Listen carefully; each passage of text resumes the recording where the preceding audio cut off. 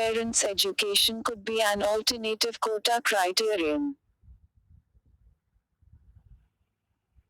Indian Express. 2008, Parliament passed the Central Educational Institutions Reservations in Admissions Amendment Bill, stipulating 27% reservation for OBCS in public-funded institutions of higher education. Since then, the question of whether the quota over or under represents the share of OBCS and that of the inclusion of certain castes in OBC lists across states have frequently arisen. The unsettled issue of eligibility has fueled agitations by Jats in Rajasthan. The latest round was called off on June 24 after government assurances and Haryana, Marathas, Patidars and Kapus and led to interventions by courts. And yet, there has been no in-depth assessment of the real efficacy of affirmative action in securing educational opportunities for society's marginalized sections. A recent attempt by Rakesh Basant of IIM Ahmedabad and Geetanjali Sen of Shivnata University to evaluate the tangible impact of the 2008 law found that the participation rates of OBCS in higher education has increased, but this increase has not been commensurate with the increase in participation rates for the general population. The authors tested two hypotheses. First, that enrollment of eligible OBCS in higher education would grow faster than that of the general group. Second, that the growth in OBC enrollment would be highest in states with the least history of affirmative action. To test the first hypothesis, the study computed the differences in enrollment between the younger 18 to 23 years and older 24 to 29 years age groups for eligible OBCS and compared this with the similar difference for the general group, with the expectation that the former would be greater. Data was sourced from the NSS 68th round, consolidated in 2011-12. The younger age group thus reflected the section of the eligible OBCS impacted by the bill, vis-a-vis the unaffected older group. Empirical analysis showed that the enrollment rate for eligible OBCS is still behind the general population. According to the second hypothesis, eastern and northeastern states, which have virtually no history of affirmative action, should exhibit a bigger margin between enrollment rates for OBCS versus the general population, due to the 2008 law. The study found that general enrollment rates overtook that of OBCS everywhere except the East. However, the margin for OBCS over the general population in the East was not statistically significant. In an interview, Rakesh Basant, lead author of the study, discussed the way forward for education policy in India. Why do you believe quotas have been ineffective in securing educational opportunities for OBCS? As our paper says, the time elapsed between the implementation of quota and the time of analysis is quite short. The impact, if positive, may take time. The immediate impact can be on those who are eligible to go to college, those who have crossed the school threshold. Data show that if we consider the population in the relevant age cohort who are eligible to go to college, OBCS don't have a deficit. In other words, those who are eligible are already going to college. In such a situation, one would not expect any impact of reservation on participation in higher education. What are the implications of your findings for education policy? The implications are somewhat similar for all marginalized groups. Data show that deficits in participation in higher education decline when we look at those cohorts of people who are eligible to go to college. If the marginalized do not have decent access to school education, they will not become eligible to go to college. Non-availability of school infrastructure is critical before affirmative action in higher education can become effective. The assumption that affirmative action will create the incentives for the marginalized to cross the school threshold in the absence of accessible school infrastructure is misplaced. The focus should probably shift to the supply side. Access, both for school and higher education infrastructure, needs to be enhanced. So, should the focus be on primary and secondary education, rather than on tertiary education? Yes, that will enhance eligibility for higher education. At the same time, one needs to enhance availability of good quality higher education institutions. You have suggested elsewhere a shift in the criterion for reservation from caste to parental education. Do you think that will help communities that face discrimination due to their socio-cultural identity? I wish to emphasize that I am not sure if reservation is the most appropriate form of affirmative action. But if we wish to continue with this form of affirmative action, parental education is an alternative worth thinking about as it is relatively easier to measure and is self limiting. Parental education is quite low among marginalized caste community groups. Moreover, such a focus, though not constitutionally valid today, will shift the political discourse in a different direction.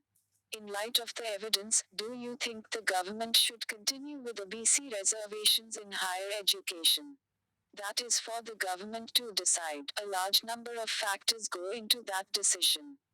The limited analysis we have done suggests that the efficacy of such a policy would be quite limited if school infrastructure is not improved and other complementary inputs are not available to the marginalized to benefit from affirmative action. Anvesh Patnaik, a young India Fellow at Ashoka University and a student of sociology at Delhi School of Economics, is a summer intern with the Indian Express, more top news Kerala. How economic complexity translates into diversified trade and faster growth. Indian Express. June 28, the Center for International Development (CID), a research hub at Harvard University, projected that the economic pole of global growth has, over the past few years, moved from China to India. The projection was based on the path traversed and progress made by countries in expanding and diversifying their export basket over the years. It captures the accumulation of new capabilities by countries which allow for more diverse and complex production.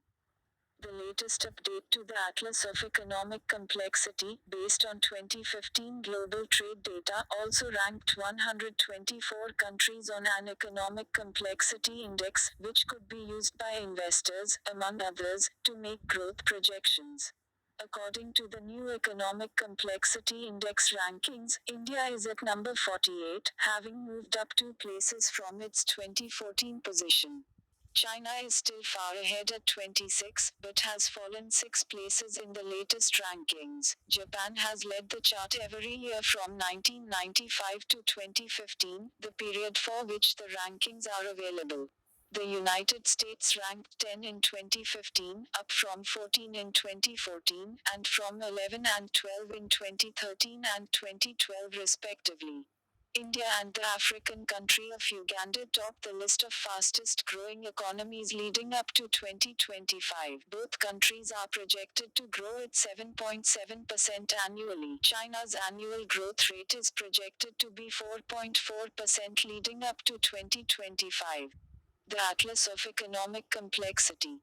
Economists and other academics have spent years trying to understand the dynamics of growth. It has gone much beyond the factors of production, land, labor, capital, and education, skills. Why some countries grow faster than others is no longer easily explained by the pace of economic reforms, governance, education standards of people, or their skill sets. Not that these do not matter, but despite similar characteristics, some countries have turned more prosperous than others.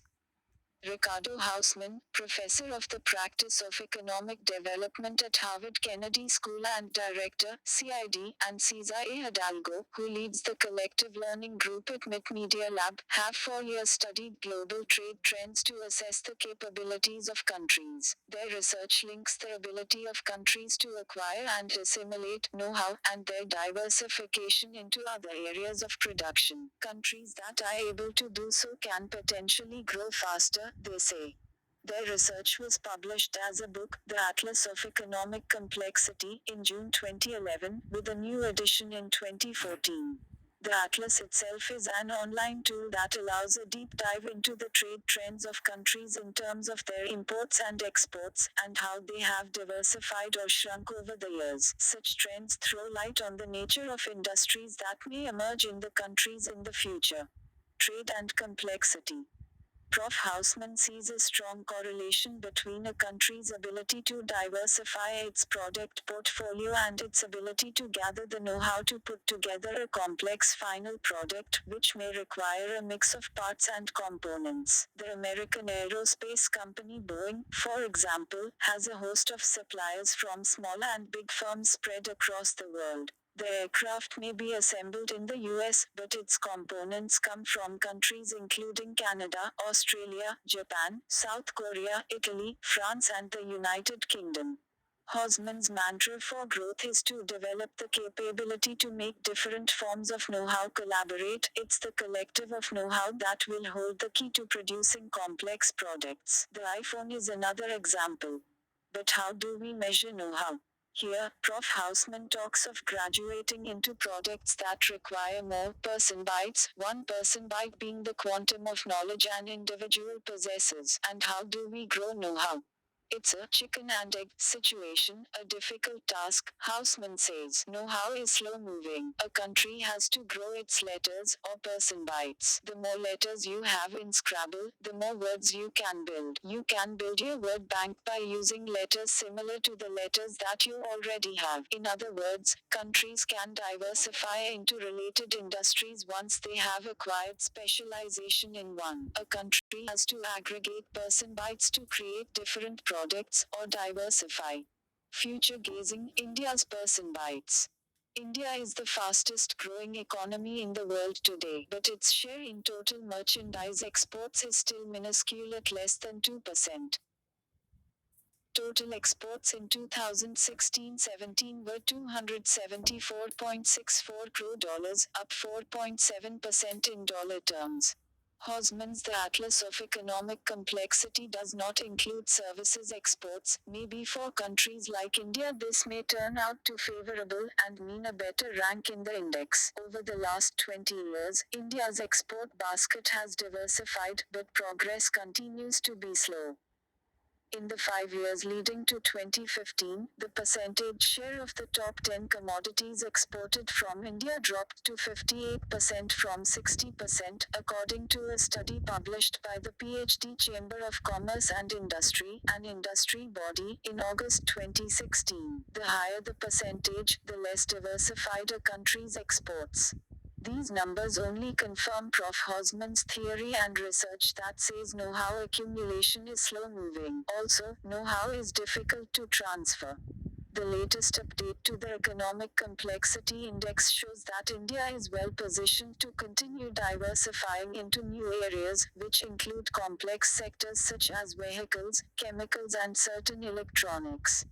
India exports 395 products with revealed comparative advantage, meaning that its share of global exports is larger than what would be expected from the size of its export economy, and from the size of a product's global market.